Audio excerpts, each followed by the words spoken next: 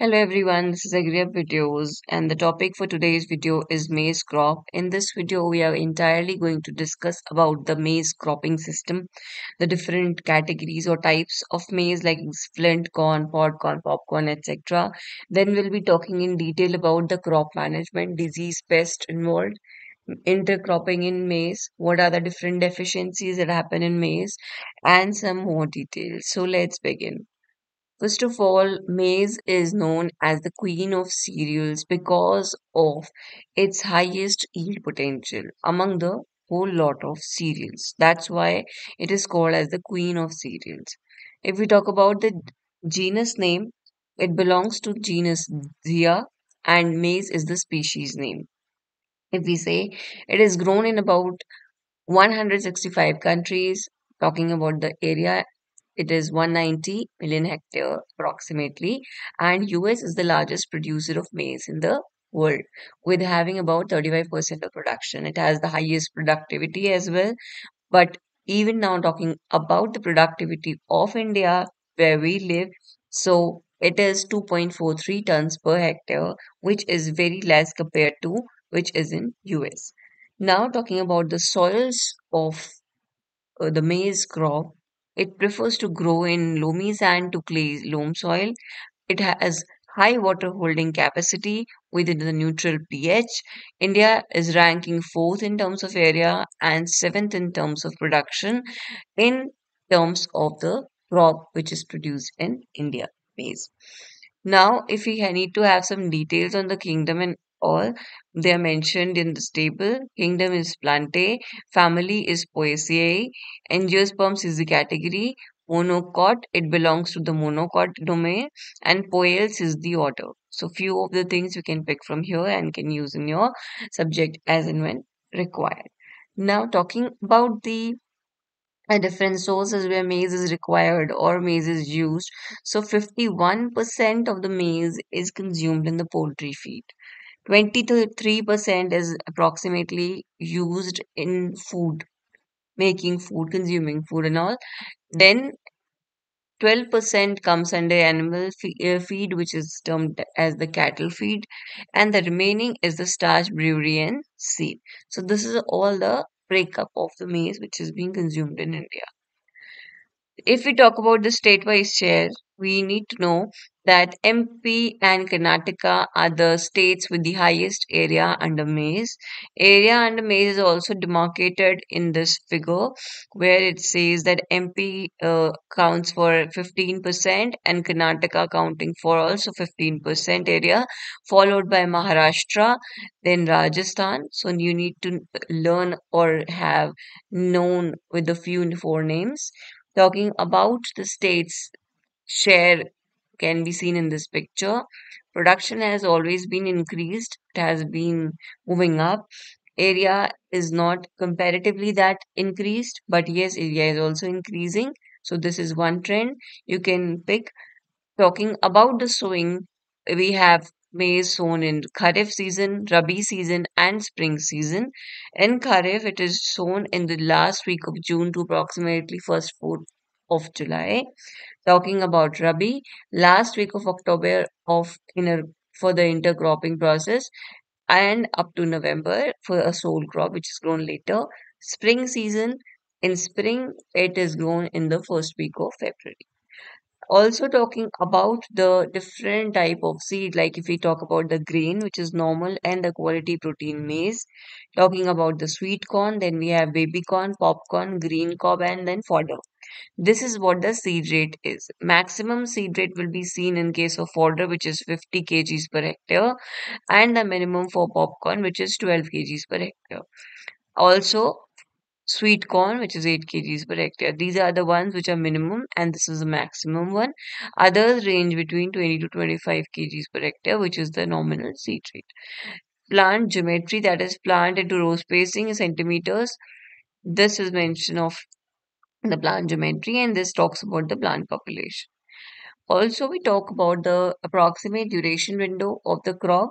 If the crop is taking more than 100 days, then the crop is late maturity crop.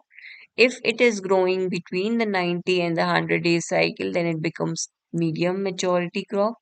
80 to 90 days falls in the early maturity, and less than 80 days if it is taking, then it is the extra early maturity crop.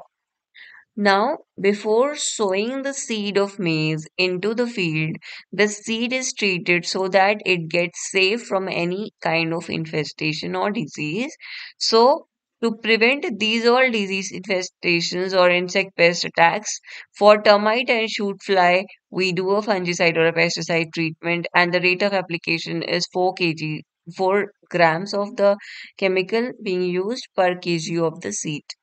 Similarly, then we have the Pythium stock rot, we have BSMD, we have the blights, the very famous blights. So for blights, we have Bavistine plus Captan, which is 1:1 ratio, that is 2 grams of the chemical in per kg of seed. So this is the few clip of examples you can pick from here. Then, now comes the tillage process and the crop establishment. There are majorly four practices that are followed. One is called the zero till planting. Then we have the conventional till flat planting. Then we have the furrow planting, transplanting, and the raised bed or the ridge planting. Raised bed or ridge planting is the initial picture you can see. Best planting method because it is followed during the monsoon and the winter seasons. 20 to 30% of the irrigation requirement is cut down and the productivity is very high. Talking about the zero till planting, in this case, no till. Zero till refers to no till in the field. There is planting is done in the stubble of the previous crop which is already in the field without any disturbance in the tillage operations. The investments are reduced in land preparation, interculture operations, etc. And also there is a very good resource use efficiency in this kind of a method. This you can see in this field, you can see they follow is zero till planting. Then we have the conventional till flat planting, which is very nominal under heavy infestation when the weed management is not economical and in no till and the rain-fed areas where the survival of the crop is depending entirely on the soil moisture. In such a situation, flat planting is done using the drill that is called as the seed cum fertilizer drill that is followed. Talking about the furrow planting, what is furrow? Furrow refers to the gaps. These are called the furrows. These are the small little places. So in this picture, you can see this is a furrow and a crop. The seed is planted here. You can see in the picture. So to prevent the evaporative loss of water during the seasons, which are like spring season, from the soil under the flat conditions, as well as the raised bed is also being followed the same. Hence, the crop will suffer less moisture stress in this kind of a planting. Then we have now the least one, which is called as a transplanting. Under the intensive under the intensive cropping system, where it is not possible to vacate the entire field at the time of planting at that point of time, especially during this December or January season. So it is advisable to make a nursery and then take that nursery and grow it into the field. So you can see the plants are being planted in these spaces you can clearly see in this picture. So these are the different methods of planting of the maize crop. Now we need to know also about the different growth stages which are subsequently established in maize. From the sowing, the first stage is the emergence or the establishment, which takes 15 to 20 days, 20-25 days around. Then we have the vegetative period, which is 25 to 40 days. Then comes the flowering period, which is initially starting with the 15 to 20 days after that.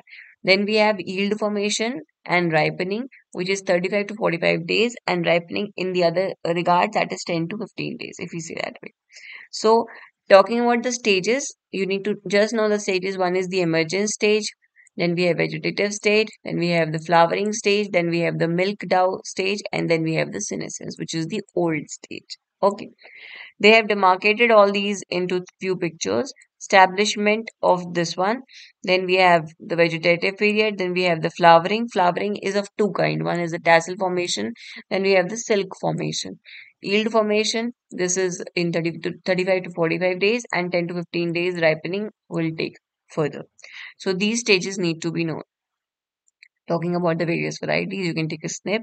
There are different varieties you need to know. Like there are many composites by Pusa. There are many varieties in terms of PEHM.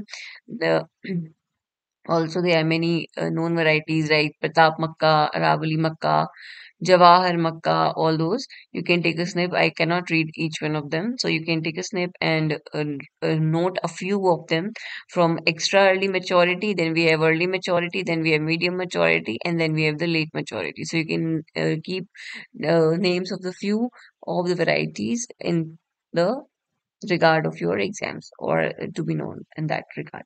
Okay. So these are also few varieties, but these are all late maturing varieties. Now talking about the intercropping, generally it is being intercropped all the maize growing areas and sometimes in the peri-urban interfaces. So peri-urban interfaces, if we talk about, then majorly it is all about the flowers. Like here you can see maize and gladulus.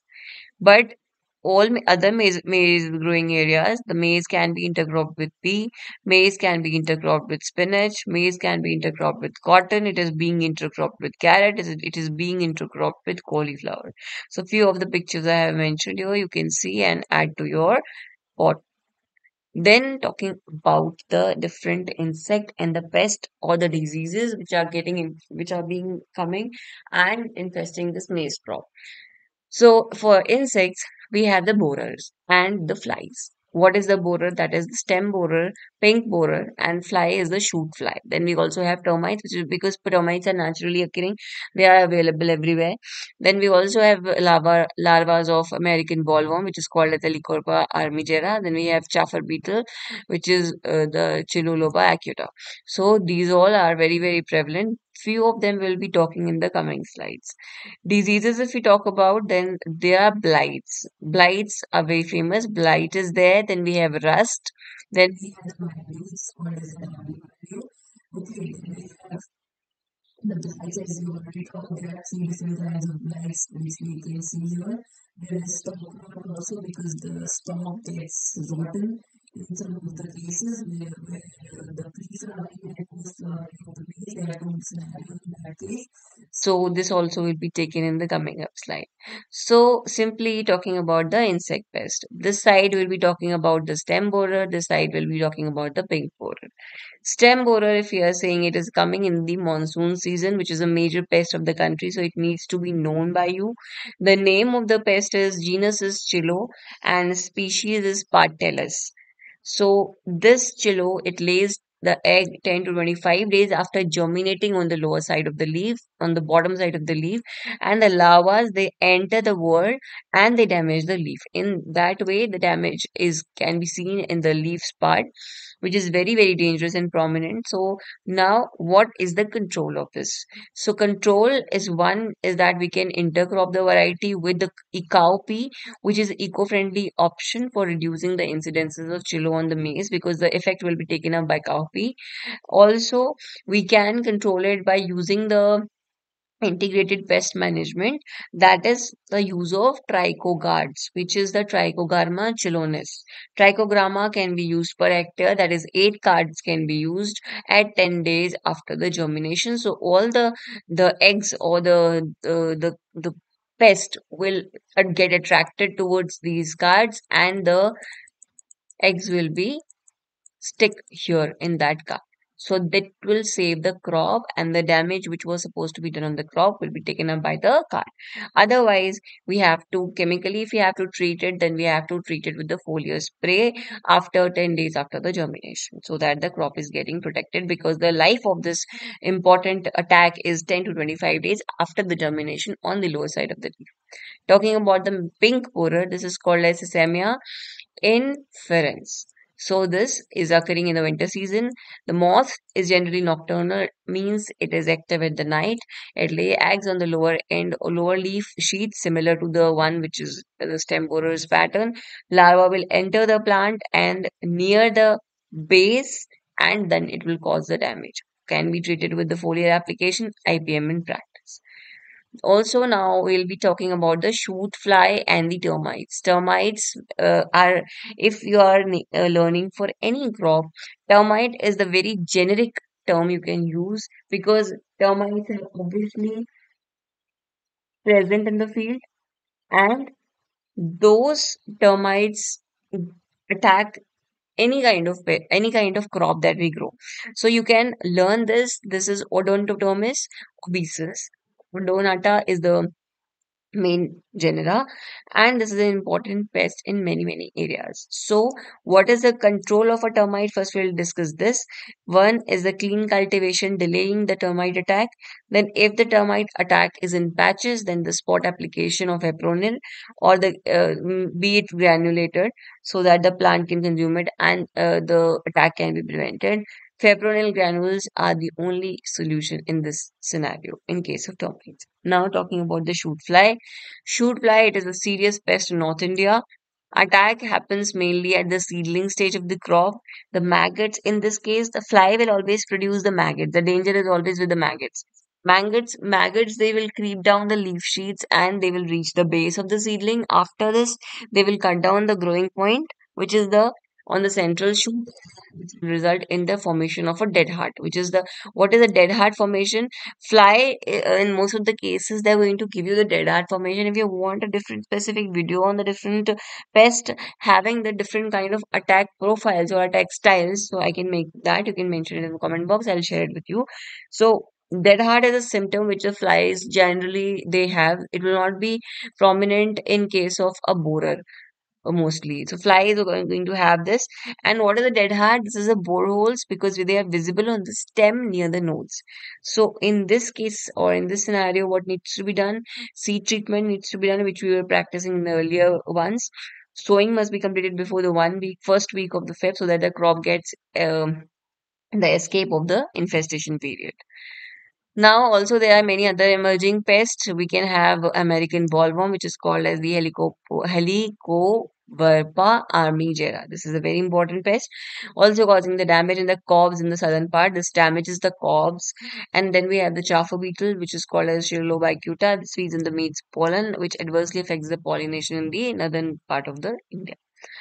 So now coming up to the diseases. Diseases, the major one is the downy mildew or the crazy top. It is called as a crazy top. Why called as a crazy top?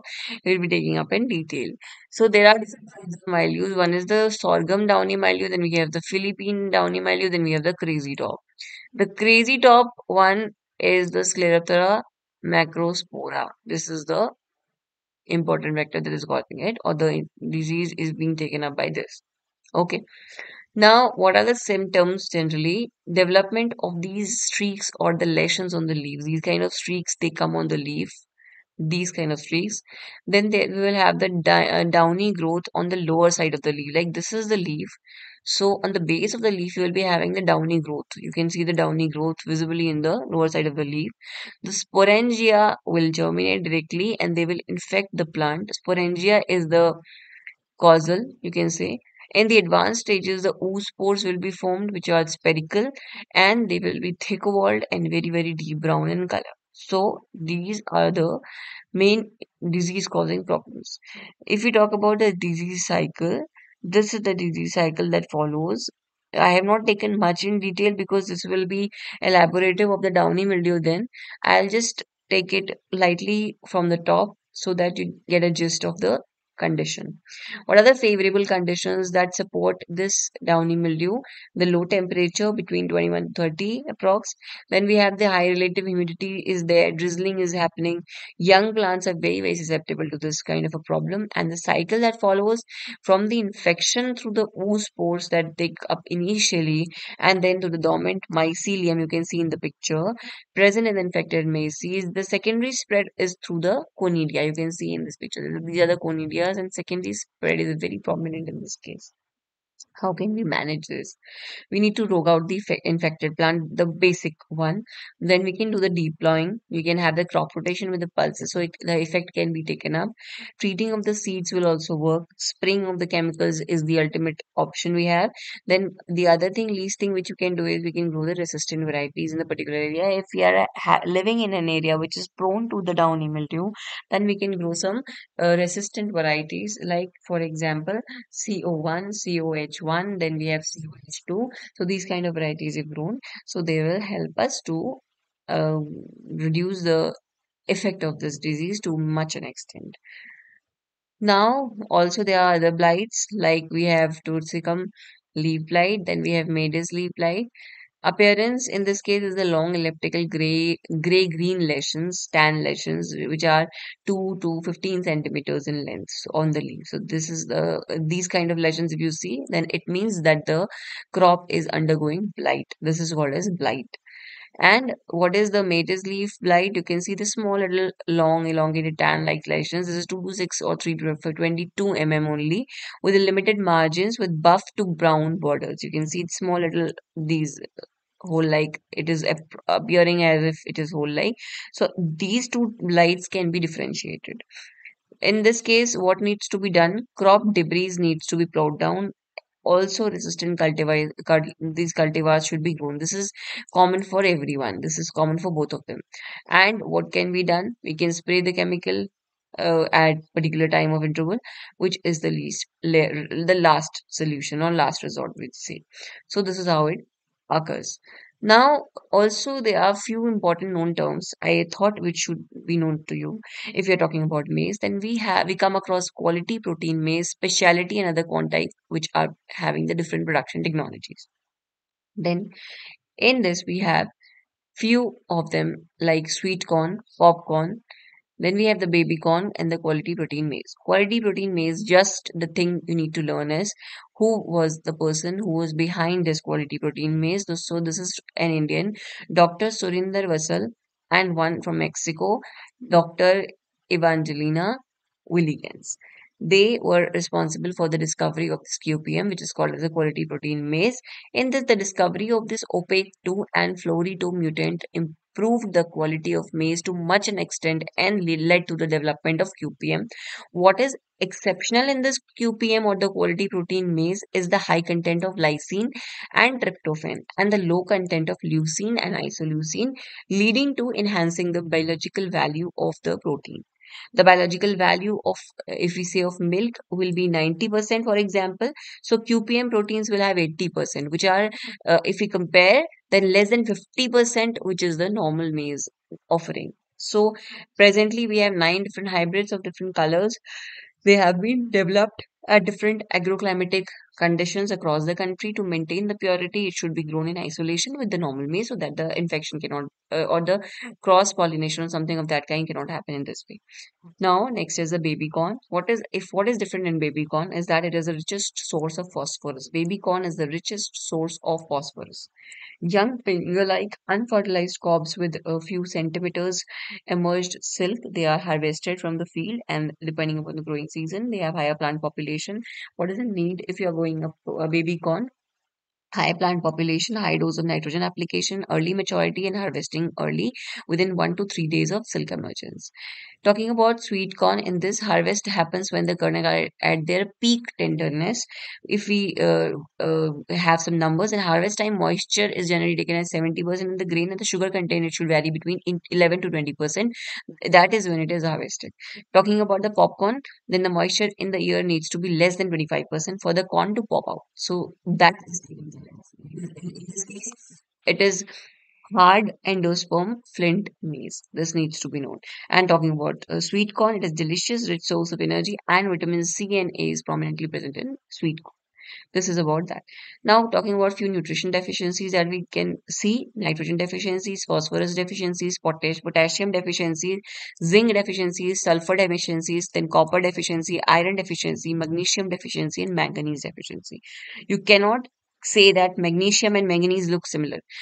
All kind of pictures have been taken up here so that you can understand what kind of different deficiency symptoms look like on a plant if you are naturally visiting a field or a area in that way. Now, also we have few weeds which are called as the herbicide treatment. When we give, what is the cause that we give the herbicide treatment is because the weed is infesting the field. They are narrow leaf weeds, they are broad leaf weeds. Narrow leaves means that they have very narrow thin leaves, these kind of leaves. So you can pick a few of them from here, like the viper grass, the dhoop grass, that is called as a synodon and that is available in all the different scenarios. That is a narrow leaf weed. Bachari is there, Bandra is there, then we have goosegrass, then we have Sanva, then there are many ones. So you can pick a few of them and learn them. so that you can use it in your exam. Then we have the broadleaf weeds. These are the leaves or the weeds which have the broader leaves. In this, we have cholai, which is also amaranthus, called as amaranthus. Then there are many. Gajri is one. Then we have yellow nutsack. There are many. There are many actually. Motha. These are the local natives. Wildflower. Then we have jungli jute. There are many. You can pick a few of them and learn and keep it in your pocket so that you can refer anytime you want. So I hope the content was useful, guys. You liked the video, you liked the thorough description or the detailed discussion what we had on maize. If you like the video, then please do subscribe to my channel, hit the like button. If you have any comments, feedback for me, please do mention it in the comment box below. Thank you so much for watching. Keep learning.